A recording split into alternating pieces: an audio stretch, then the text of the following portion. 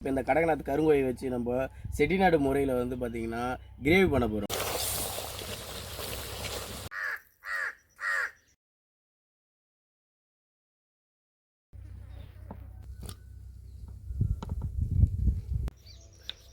நம்ம கறியை வந்து மஞ்சள் எண்ணெயை சேர்த்துக்கலாம்.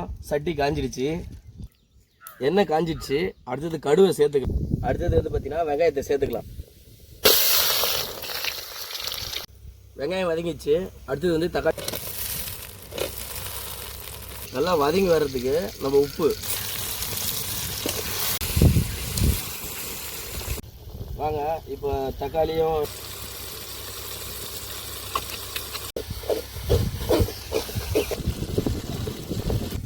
தக்காளி வெங்காயம்லாம் வதங்கிடுச்சு. அடுத்து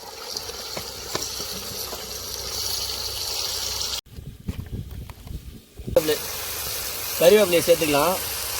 தேவையான அளவு வந்து பார்த்திங்கன்னா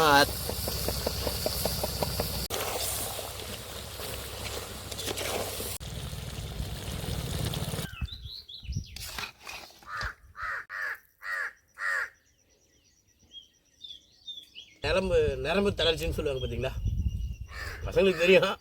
அப்போ சாப்பிட்டீங்கன்னா இன்னும் சூப்பராக இருக்கும்.